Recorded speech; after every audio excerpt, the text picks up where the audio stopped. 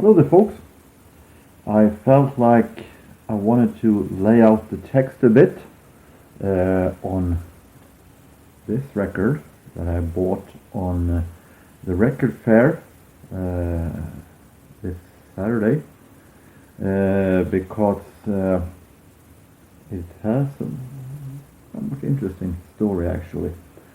For those of you who wonders, this is, from what I understand, a bootleg for its time anyway. It is released on Telcrypt. That is a bootleg label owned by Boris Roth, who was an entrepreneur. He was producer. He was jazz fan. And he had very many labels, different kind of labels that almost everyone was bootlegs related. He released bootlegs from them from different kind of radio air checks, and this was one of them. And according to Discogs, there actually, from what they could find, were only two records released with this name, Telcrypt. And this is Fats Navarro, a trumpet player that was active only a very, very short while, actually. He lived a very, very hard life with of course the drug addiction, but he also during end of his life also had TBC, tuberculosis, and he died very, very young in 1950. And actually his peak were only 5 years, between 1945 to 1950. And he is often seen together with the pianist, arranger, and composer Tadd Dameron, who was a big name in the bebop era. And Fats Navarro, Tadd Dameron, like this. They are very often seen together in the Tadd Dameron recordings.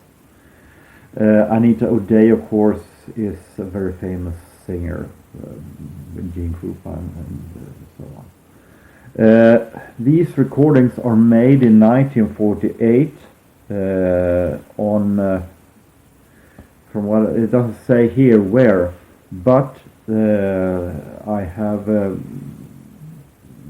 found out that these are recordings from New York on the Royal Roast. It was a very famous jazz club at the time in New York, and I have actually a couple of CDs with recordings from Royal Roast.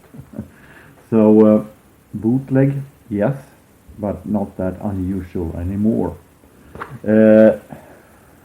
These are CDs released on Historical Masters on Jazz View. That are recordings from the Royal Roast.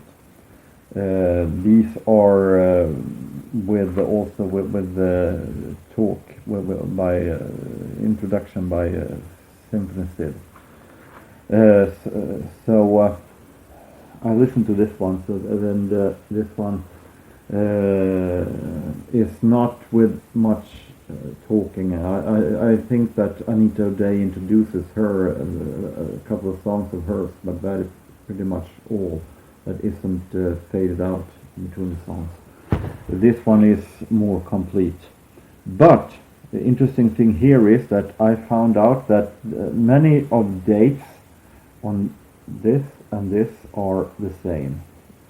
But still, though this is two CDs, a lot of songs here that isn't on this one. Only 5 of the songs on this album I also have on this one.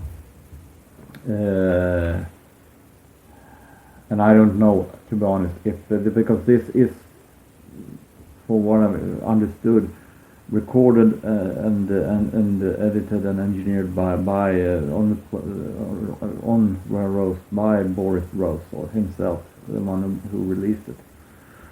I don't know if he's also the one who recorded this one, or if there were two guys recording. But there are 8 tracks that I don't have heard before, and I definitely can say that Kenny Haygood is the one doing vocals on these. No mention of Anita O'Day here, but she's on this one. So I'm not sure. The dates seem to be very much identical in many cases. The place seems also to be identical. I recognize the Squirrel here. I recognize that song from this one.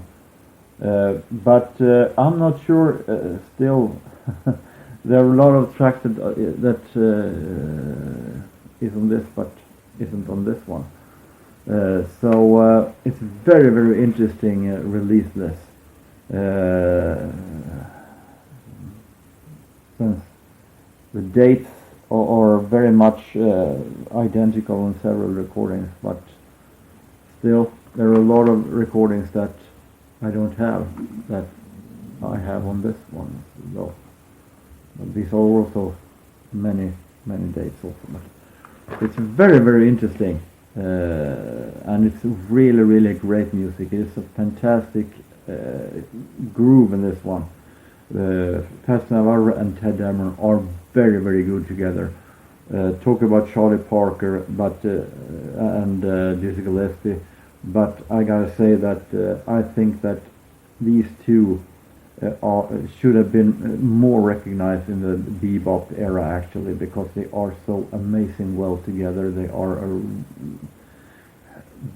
bebop at their finest, actually.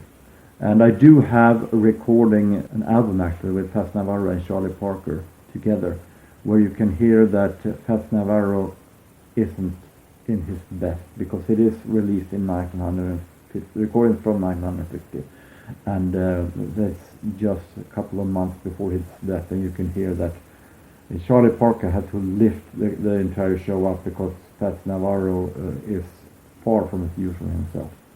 Tragic end to a fantastic musician, actually. But very, very interesting finding, because of the release, bootleg labeled, and the dates, the similarities to this one, and same dates, same places and everything, but a lot of songs I don't have since before, and Anita O'Day is not on these. So very, very interesting story behind this one, actually. So I just wanted to lay out the text on this really great release, and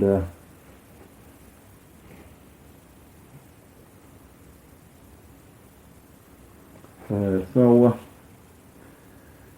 this one was very, very nice finding, actually, because I like those little obscure releases from live recordings, those hidden gems that you actually don't see everywhere.